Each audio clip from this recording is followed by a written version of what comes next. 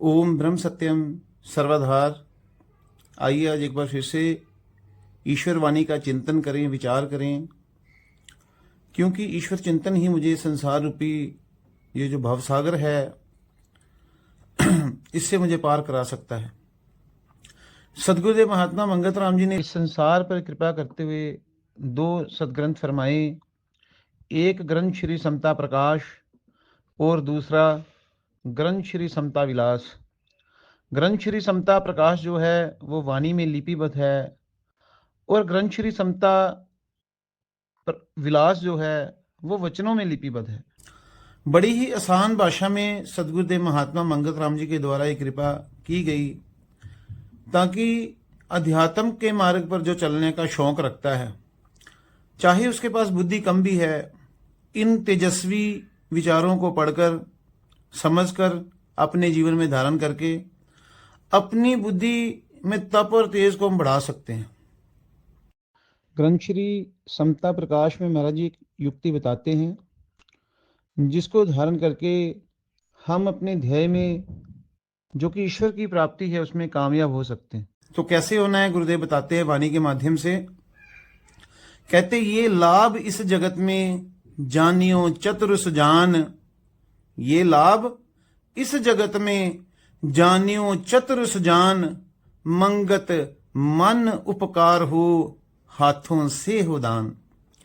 तो महाराज जी ने दो साधन बताए इस रहस्यमय शब्द में। बड़ी तवज्जो से इस बात को हमने समझना है, क्योंकि इस जीव के कल्याण के लिए ये दो साधन ही पर्याप्त हैं, इसके बिना इसका कल्याण संभव नहीं है। तो महाराज जी कहते हैं कि एक लोक सेवा और दूसरा है प्रभु सिमरन। मंगत मन उपकार हो हाथों से हो दान। हमेशा इस भाव में एक जिज्ञासु ने, एक भगत ने लवलीन रहना है, जो सतपुरुष फरमाते हैं। और तमाम सतपुरुषों ने यही बात कही है, किसी ने अलग बात नहीं कही। उदाहरण देकर समझाते हैं जो बात महाराज जी ने कही कि सेवा और सिमरन के बिना इसकी गति नहीं हो सकती। सेवा से निर्माणता आती है और मन सिमरन में लग जाता है। बिना निर्माण भाव के अगर मन में अहंकार बहुत होगा तो ये सिमरन कभी नहीं कर सकता। ये सिमरन संसार का ही करता रहेगा, जो ये मुद्दतों से करता आ रहा है, जो ये जन्म जन्मांतरों से करता आ रहा है। तो सेवा किस लिए है? इसके मान को गलाने के लिए सेवा है। और सेवा और सिमरन साथ साथ चलते हैं, इन दोनों का आपस में संबंध है। सेवा के बिना सिमरन नहीं हो सकता और सिमरन के बिना सेवा नहीं हो सकती। ये शब्द सत्पुरुषों के शब्द हैं। उदाहरण देके समझाते हैं प्रेमी जी। सत्संग में उन्होंने बातें समझाई थी। कहते जैसे कि कश्ती चल रही है, एक नाव चल रही है दरिया में, नहर में, तो उसने अपने एम पर, अपने लक्ष्य पे उसने पहुंचना है, तो वो तभी ही पहुंचेगी जब उसके दोनों चप्पू जो है वो चलते रहेंगे। अगर एक चप्पू चलेगा तो कभी भी अपने ध्येय में कामयाब नहीं हो सकती, कभी भी अपने वो किनारे पर नहीं लग सकती। एक चप्पू चलने से क्या होगा, भी वो राउंड राउंड राउंड राउंड वैसे घूमती रहेगी एक ही जगह पर। तो यही हाल उन्होंने जीव का बताया है कि सेवा से भी इसका कल्याण नहीं होगा अगर ये सिमरन नहीं करेगा। तो अकेली सेवा से इसका कल्याण नहीं होगा, इसके भी दोनों चप्पू चलेंगे। सेवा चलेगी, सिमरन चलेगा, दोनों चप्पू चलेंगे तो जीव अपने ध्येय में कामयाब हो जाएगा। इसका ध्येय क्या है? ईश्वर की प्राप्ति। इसी के लिए प्रभु ने कृपा करके ये जन्म दिया है। एक और उदाहरण में बताते हैं, कैसे जैसे एक पक्षी है, उसका केवल एक ही पंख हो, मान लो सेवा रूपी पंख है जीव रूपी पक्षी का, तो एक पंख से क्या हम उड़ान भर सकते हैं? कभी नहीं ऐसा हो सकता।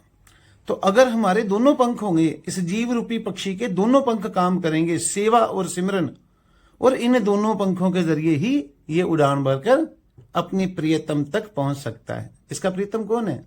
इसका सच्चा मित्र कौन है संसार में? वो है परमात्मा। और उसकी प्राप्ति के लिए ही ईश्वर ने कृपा करके ये मानुष तन बख्शा है, जिसकी ग्रंथों में वड्याई है। गुरवाणी में आता है, बहुत शब्द है इसके बारे में। भई प्राप्ति मानुष देहोरिया, गोविंद मिलन की ये तेरी वरिया, अवर काज तेरा किते ना काम, मिल साध संगत भज केवल नाम। केवल नाम को भजने की बात कही है।